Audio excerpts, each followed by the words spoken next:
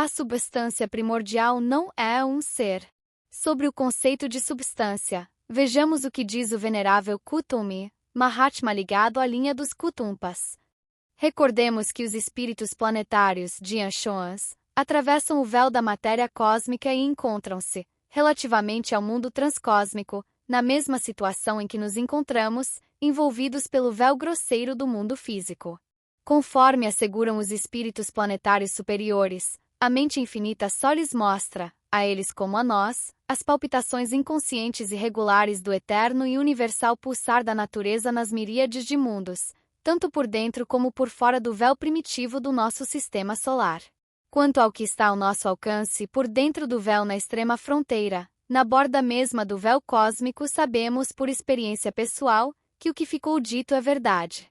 O que existe além, entretanto, só o conhecemos através das informações que nos proporcionaram os espíritos planetários e o nosso bendito Senhor Buda. Como vimos, a substância eterna não é um ser, antes sendo precisamente o não ser, a origem de tudo o que vemos e daquilo que não vemos. É a causa sem causa, e assim sendo para o ocultista não existe um Deus pessoal, uma pessoa. Por mais elevada que seja uma criatura, ela não passa de uma criação que se originou, como tudo mais, dessa fonte única donde tudo promana.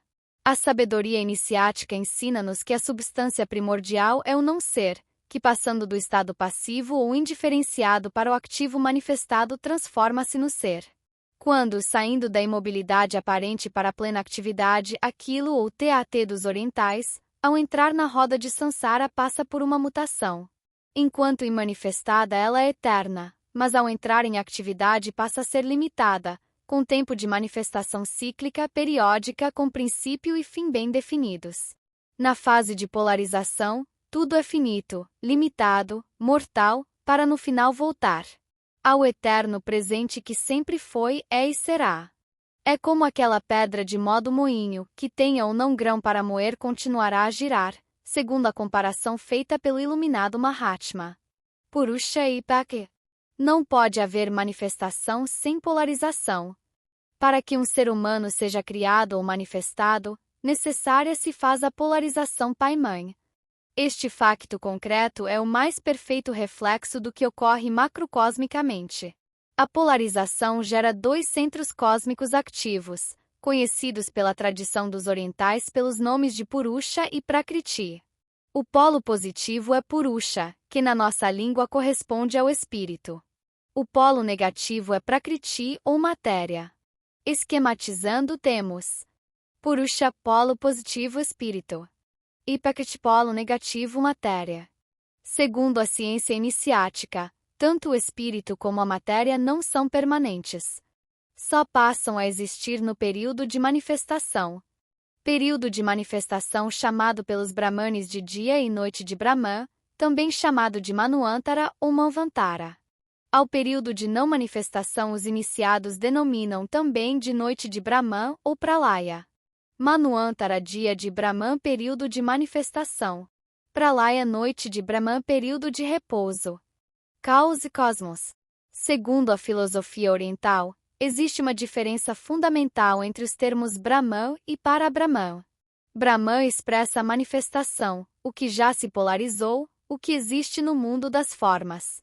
Enquanto Para-Brahman, como acentua o radical para significando aquilo que está além, acima, etc., expressa o imanifestado, o que está além de Brahman. É a origem subjetiva de Brahman. Brahman é espírito e matéria. No seio do eterno ou de Para-Brahman, espírito e matéria coexistem. Em outras palavras, espírito e matéria são uma só e única coisa. Daí falar-se em caos, não que esses valores sejam caóticos, mas no sentido de não estarem diferenciados, polarizados. Quando se fala em cosmos, quer-se dizer manifestação organizada, diferenciada, em atividade, já polarizada. Espaço e caos são sinônimos. Segundo HPB, os antigos acreditavam que o caos era inconsciente e continha em si mesmo todos os elementos que dão origem à vida em estados não diferenciados. O espaço que os cientistas pretendem ser o vazio é, na realidade, o corpo do universo com os seus 7 planos, que estudaremos oportunamente. É um corpo de extensão ilimitada que contém em si todas as formas de vida ou de manifestação. Segundo um sábio cabalista, é o que contém tudo sem ser contido por nada, e acrescenta, é a extensão sem limites. E pergunta, extensão de quê? Responde ele mesmo, do continente desconhecido de tudo. Prakriti e Mula Prakriti. Prakriti é um dos polos da manifestação. É a matéria. Mula Prakriti é o que dá origem a Prakriti, portanto, é a essência da matéria. Assim sendo, está mais relacionada ao estado não manifestado da matéria. É aquilo que, no período de Manvantara, tomará forma. Espírito e matéria, em essência, são uma só coisa. O que os distingue é o estado de configuração.